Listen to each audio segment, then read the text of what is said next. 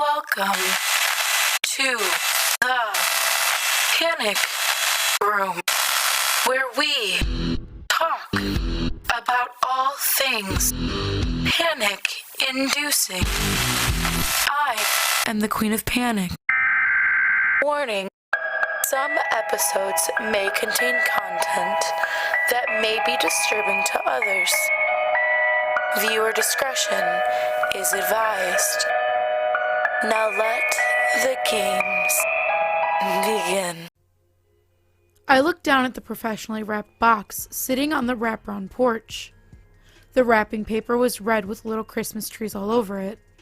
A large blue bow sat at the top, shaped like a spiked naval mine. Next to the bow, I saw the cheery looping cursive of my stalker. I knelt down, reading the tag, never knowing what it would say. To my best friend, from the cleaner. I sighed, picking up the package. I heard something wet sloshing around inside. Drops of blood started leaking out of the cardboard lining as I carried it. It left a trail of crimson in my wake. I went to the kitchen, grabbing a sharp knife. Inhaling deeply, I unwrapped the paper before slitting open the cardboard box underneath. I peered inside. Two cloudy, lifeless eyes stared back at me. The smell of decay and death became so thick as soon as I opened the box that I could taste it in the back of my mouth. I backed away quickly, but even when I closed my eyes, the mental image stayed with me. He had sent the decapitated head of a child, its blue lips pressed tightly together as if in an expression of disapproval. Squirming larvae ate at the stump of its neck and came out of the child's ears.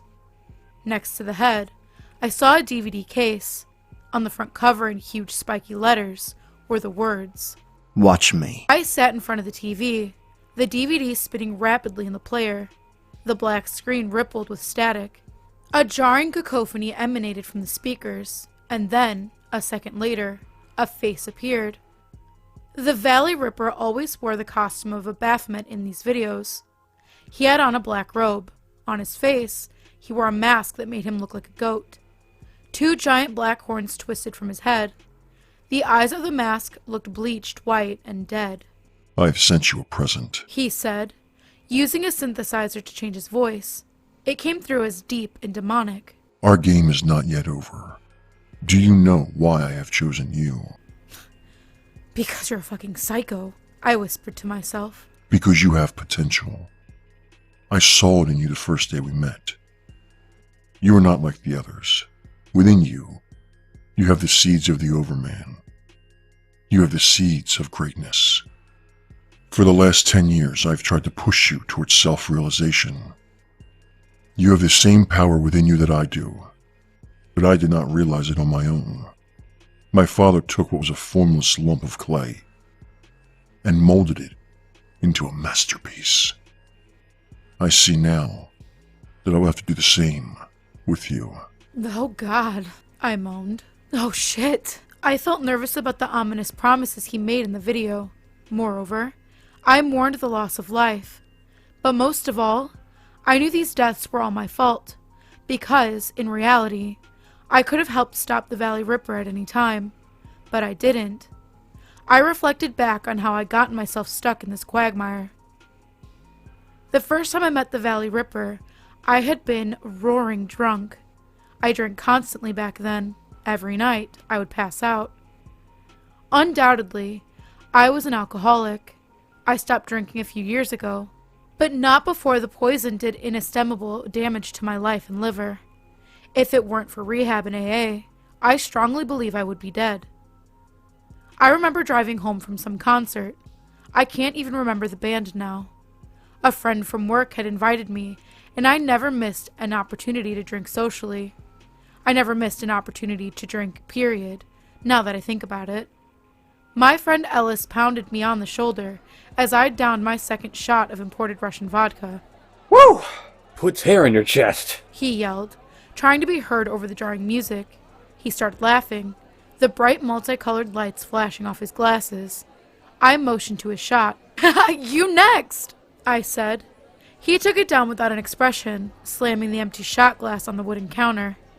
Ellis was a huge man, nearly 7 feet tall. He had a dark brown mustache.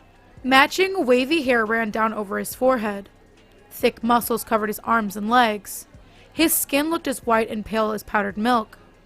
The bartender brought out 2 Long Island iced teas. I started chugging the delicious boozy concoction. I could feel total release just around the corner, an impending blackout. The music blared in our ears, the metal guitar solos blasting a rapid succession of chords. "I think I'm gonna get headed out," I shouted loudly in Ellis' ear after I finished my drink. If I stay here much longer, I'll be way too drunk to get home. And I have to work tomorrow. Ellis nodded, yawning. He got up and threw some money on the counter. I did the same. Alright, let's go. He said. It's only a 10-minute drive anyway. Ellis lived close, only about a 3-minute walk from my house. As I walked outside, the cool air swept over my skin. I felt the sweat start to evaporate like the light mist in a breeze. So, you watched the news lately? Ellis asked conversationally. My ears still rang from the shrill whine of the guitars and the harsh shrieking of the vocalist. I shook my head. "I don't own a TV," I said. He looked at me in amazement. Really? He said. Why not? I shrugged. It's a waste of money, and it makes you look stupid. I read books mostly." Ellis nodded at this. So, you didn't hear the latest news? He asked in a hushed, secretive tone. Without waiting for an answer, he kept talking. I guess there's a serial killer nearby. I rolled my eyes. "There's probably always a killer nearby," I said. There's over 300 million people in this country. What are the chances that there are no psychotic murderers within a 50-mile radius where hundreds of thousands of people live? You know, pretty low, I think. We had gotten close to my car, a fully restored Ford Thunderbird. Ellis always complained about the lack of space and legroom. And in his defense, he did kind of look like a clown in a clown car when I put the top down. Yeah, you're probably right, but this is no ordinary serial killer. Ellis continued. He's a real-life Satanist, like something out of a horror movie. How do you know? I asked. He laughed sardonically at that. Everyone knows. It's all over the news. He's done 3 houses so far. At the first house, he found the husband in his bed. The guy saw him breaking in, and the killer slit his throat. The husband still fought like a madman, though, even with a sore throat. There were signs of a struggle, and his knuckles all looked bruised. This is according to the media anyway, so take it with a grain of salt. I nodded. So, the guy goes into the houses and takes all their most valuable stuff, like any money or jewelry. He seems to kill randomly. In some houses, he kills everyone. But at the first house, he let the wife live and only killed the husband and children. The wife said that she was crying and pleading with him. She apparently didn't know that the rest of her family was dead, as he had bound and blindfolded her downstairs, where she was sleeping in front of the TV. She said she would give him anything he wanted if he didn't hurt her kids. She started swearing to God, and he slapped her. No, bitch. He growled. Swear to Satan. Swear to Satan? Yeah, apparently the guy's a real-life Satanist. He believes Satan protects him. He worships the devil and offers him sacrifices. And since those sacrifices are all suburban rich people, you can imagine the uproar. It would be different if he was killing people in the inner city. No one else would give a shit. Ellis laughed at that, though I didn't see the humor. I drove down the dark country road as we talked about the Valley Ripper.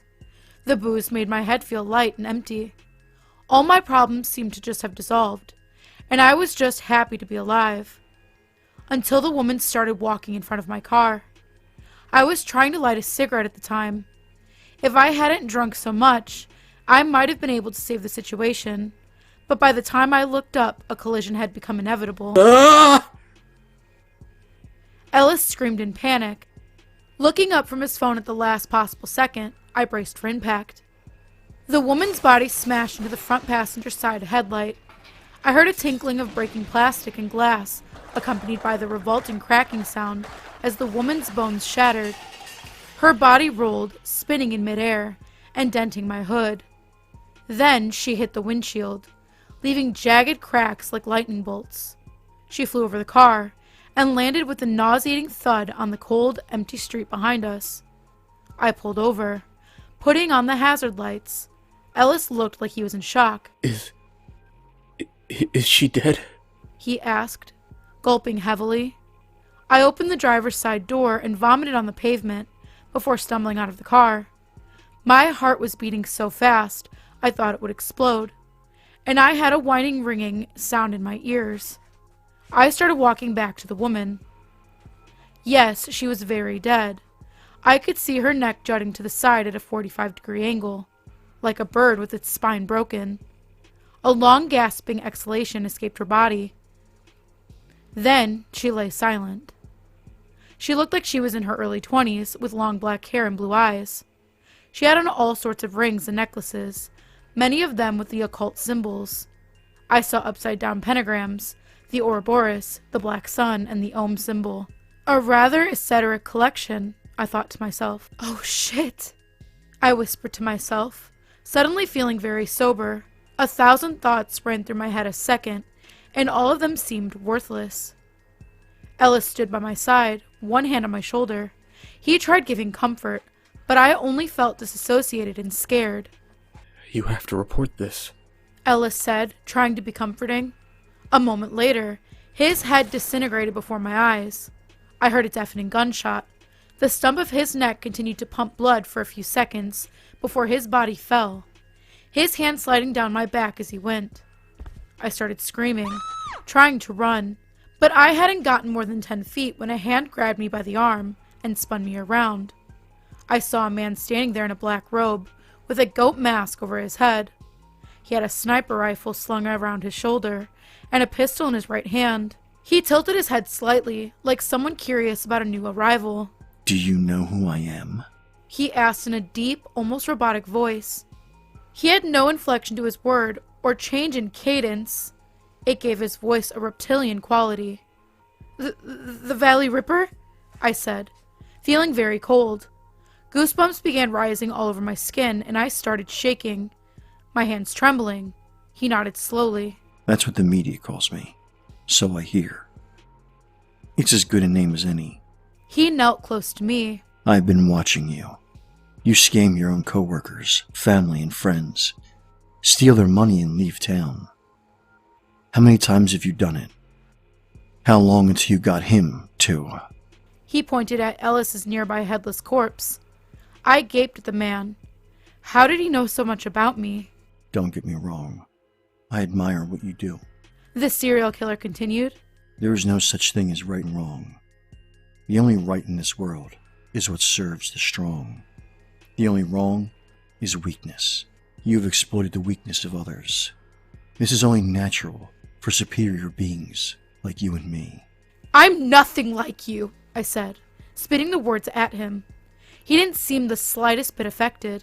Then why haven't you called the police yet? He asked. You just killed a girl. You're just gonna let her rot here? Are you planning on driving away? No, I responded slowly. Actually, I didn't know what I had planned. A rising sense of panic and dread had nearly convinced me to just hop in my car and get far away from the accident. Look, it's not entirely your fault, the man said, a note of glee in his voice. I did happen to drug her and send her out into the road where you were near. I figured with the amount you drank, you would plow right into her, crack and smash and bang! He shrieked with laughter at the image. And you did. Right on cue. Right on cue. I'm not sure what you want from me, I said, a flash of anger rising and dissipating within my chest in an instant. I don't understand why you're doing any of this. Because you have potential. And I want to talk to you and make a deal. He pointed at the two corpses on the road. I was grateful that almost no cars traveled this way at night. The town we found ourselves in only had 100 people in it, and when it got late, the roads looked like ghost town. I'll clean up this mess. But no, I have the entire thing on video. Even right now, you're being recorded. I recorded the accident from multiple angles. You and your license plate are visible in every single one. I gawked at the man. This entire encounter seemed impossible. What I want from you, in exchange for my silence and help, is simply this. I want someone who can look at my work and appreciate it for what it is. Every Christmas, I will send you a present and a videotape. I want you to open the present and watch the tape. If you don't, I'll know, and I'll send a copy of this little incident here to the police. Okay, I said, backing away. I expected the man to shoot me at any moment. Whatever you want. If you want to send me Christmas presents, you could have just asked. You didn't need to set up this whole insane charade. The man clucked his tongue condescendingly. We'll see about that, he said ominously. I decided I had had enough. I changed my life over the course of the last 10 years. I no longer went around doing Ponzi schemes and stealing people's life savings. Though I didn't really want to go to prison, I figured I needed help from the authorities at this point, and that would only happen if I gave a full confession. I tried putting it off for a couple more days. I got home from work late that night, stomping through the snow to get to the front door. Freezing and wet, I quickly unlocked it and went to the house. The light from the living room streamed into the kitchen. Odd, I thought. I never left the lights on. I went into the living room, seeing the black-robed man standing there. In front of him, I saw a middle-aged man strapped to a fold-out table, gagged and chained. His eyes rolled wildly, looking from me to the ominous killer, who stood before us like the angel of death. You have become weak, the killer said, a note of disappointment in his voice. I thought you were different from the others. It seems to me that you have swallowed their poisoned morality and become a sheep. And the only thing that sheep are good for, my friend, is slaughtering. He pointed to the bound man on the table. I want you to kill him. I want you to prove your worth to myself and Lucifer.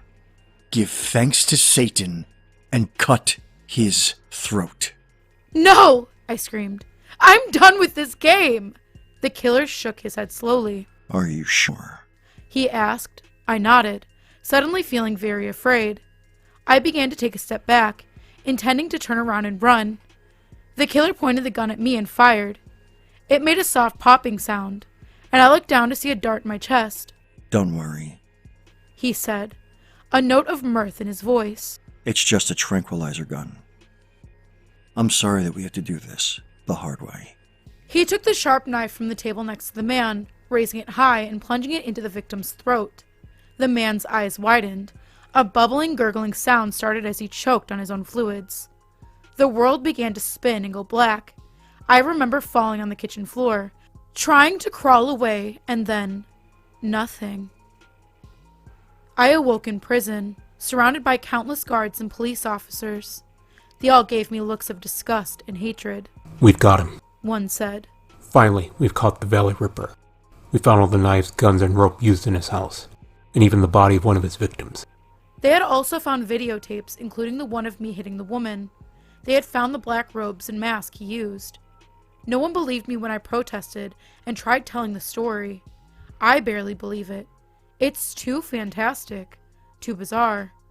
I'm writing this from prison. My lawyer grudgingly agreed to share it, even though no one will believe me. I want to let people know, because the Valley Ripper is still free, and I don't know what he is going to do next. If you would like to submit your stories, please check out the Panic Within subreddit.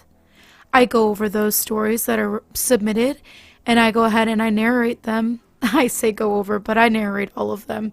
So if you are interested in something like that, go ahead and... If you would like to submit your stories, please check out the Panic Within subreddit. I go over those stories that are submitted, and I go ahead and I narrate them. I say go over, but I narrate all of them. So if you're interested in something like that, go ahead and take a look in the description and you'll find the link there. We also have a Discord. You can come and hang out and get spooky with me and other narrators. We post new content, up and coming videos, promotions, and we also just hang out and chat, and you can come in and hang out with us there. If you're interested in that, link is also in the description below. And last but not least, if you are interested in doing a collab with the King of Panic or myself, you can absolutely reach out. If you're another creator, you can do one on our channel, we can do one with you. We are completely open for collab as of right now. Looking for new stuff to do and very excited for anybody who reaches out. The best way to do that is through Twitter or Discord. I do check Instagram and I will get back. It just might take a little longer because I'm super bad at that, but I've been trying to be better. So if you do reach out there, even if it takes a couple days, I'll be there. But like I said, we're excited. So please definitely reach out and we're looking forward to it. And as always, thank you for visiting the Panic Room. You have successfully made it to the next portion of your tour. Please stay tuned for your next prompt. Click the like button and subscribe to receive notifications for when the next portion of your tour is ready to join. Thank you for watching. Don't let the panic drown you.